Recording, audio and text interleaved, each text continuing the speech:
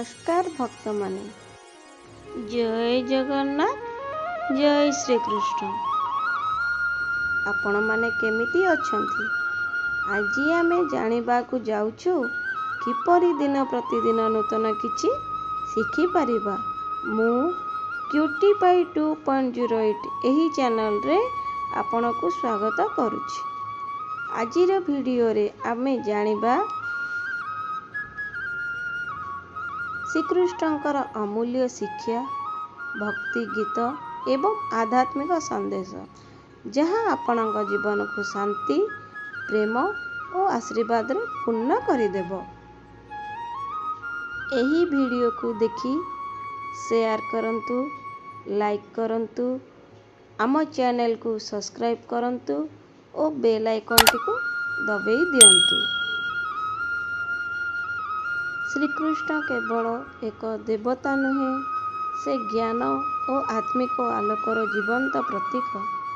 भगवद गीता जेउंथिरे से अर्जुन को युद्ध क्षेत्र रे उपदेश देइथिले ताहा मानव जीवनर एक दिग्दर्शन।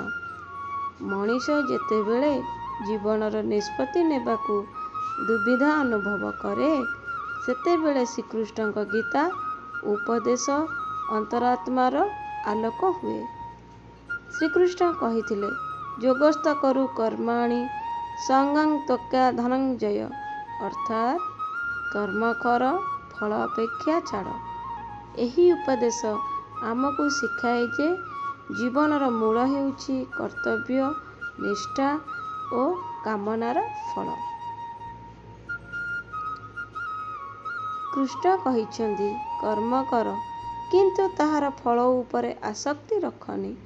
एही अपार ज्ञान आमे दैनंदिन जीवन रे व्यवहार करि परिबा। मनीष साधारणतः कार्यर फल को नहीं चिंतित थाए, मध्यरे हताशा, भय और आत्मालोचना जोड़ी पड़े। किंतु श्रीकृष्ण मनैथिबा निष्काम कर्म मानव जीवनर उन्नतिर श्रेष्ठ मार्ग। जेतेबेले आमे कार्य को एक शुद्ध भावे करिथाउ, भल कि खराब फलर चिंता छाड़ी सेतेबेले आम प्रयास शुद्ध और सफल हुए। एही उपदेश आमको देखाए जे अंतःकरण शुद्ध कार्य द्वारा आमे आत्म उन्नति करि परिबा। श्रीकृष्ण कहिछन्ति पत्रं पुष्पं फलं तोयं जो मे भक्तं प्रयच्छति। तांको एक शुद्ध पत्र भी दिया जाए, किंतु यदि यह श्रद्धा और प्रेम सह दिया जाए से वरदान दे जाती। तांकर भक्ति रे शक्ति असीम। एही उपदेश आमको शिखाए यदि मन शुद्ध और भक्तिमय हुए तेबे ताहार फल भी देवता नहीं थांती। श्रद्धा एवं भक्ति जहाँ जीवनर अंतः सार्थकता दियाए ताहा अनन्य मार्ग। जेतेबेले आमे देवतांकु शुद्ध हृदय रे भजिथाउ सेमाने आम जीवनर अदृश्य भावे कार्य करंती। श्रीकृष्ण धर्म को केवल धर्मानुष्ठान मानि नाहंती, से जीवनर समस्त प्रतिष्ठान को धर्म रूपे देखंती। धर्म हेउछि जीवनर सत्य और सठिक मार्ग, जहाँ आमको आत्मा संपर्क रे जानिबा और संयम रखिबारे साहाय्य करे। गीतार एही वाक्य अंततः प्रसिद्ध, से योगी निजे धर्म रे निष्ठाशील से मोर प्रिय। एहार अर्थ हेउछि धर्म और निष्ठा जीवन को सुस्थिर और उत्तम करे।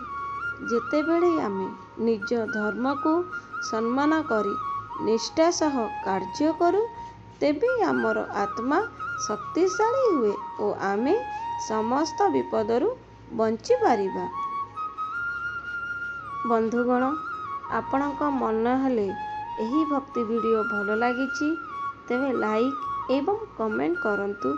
आम चैनल क्यूटीपाई 2.08 को शेयर करी भक्त माने आगो को आसी पारिबे।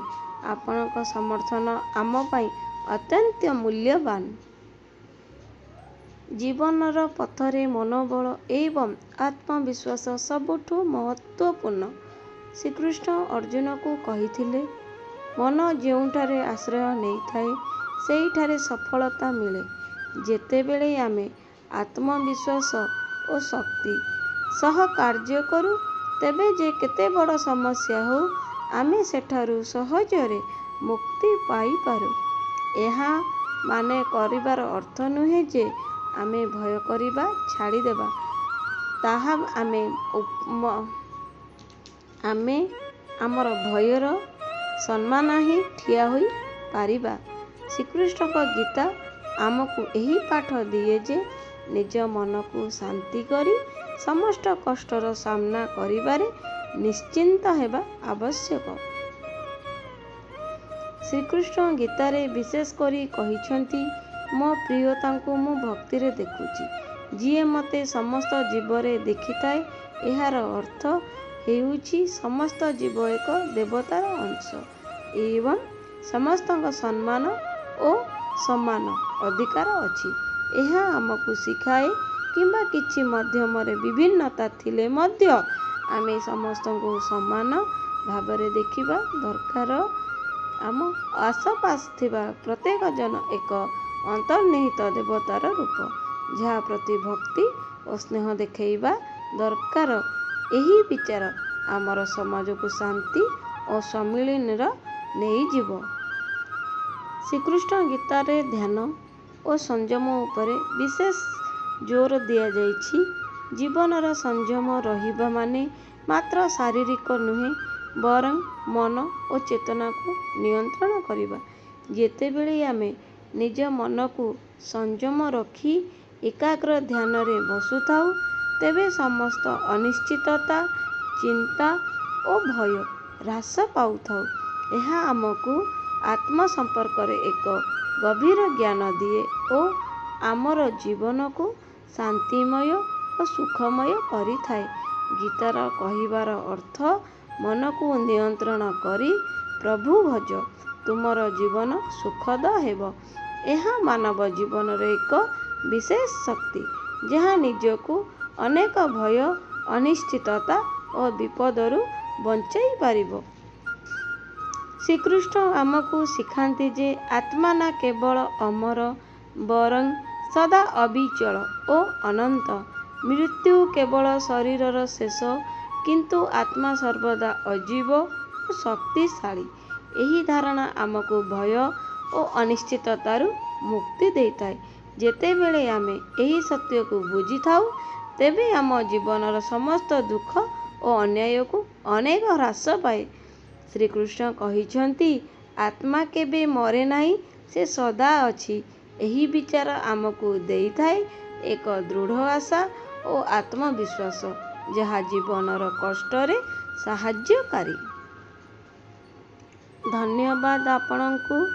କ୍ୟୁଟିପାଇ 2.08 ସହ ଏହି ଭକ୍ତି ଯାତ୍ରାରେ ଥିବା ପାଇଁ ଦୟାକରି ଚ୍ୟାନେଲକୁ ସବସ୍କ୍ରାଇବ୍ କରନ୍ତୁ। ବେଲ୍ ଆଇକନ୍ ବଜାଇ ନୂତନ ଭିଡ଼ିଓ ପାଇଁ ସଦାସର୍ବଦା ରୁହନ୍ତୁ ଆମ ସାଙ୍ଗରେ। ଶ୍ରୀକୃଷ୍ଣଙ୍କ ଆଶୀର୍ବାଦ ଆପଣଙ୍କ ସହିତ ରହୁ। ରହିଲି। ଜୟ ଜଗନ୍ନାଥ। ଜୟ ଶ୍ରୀକୃଷ୍ଣ।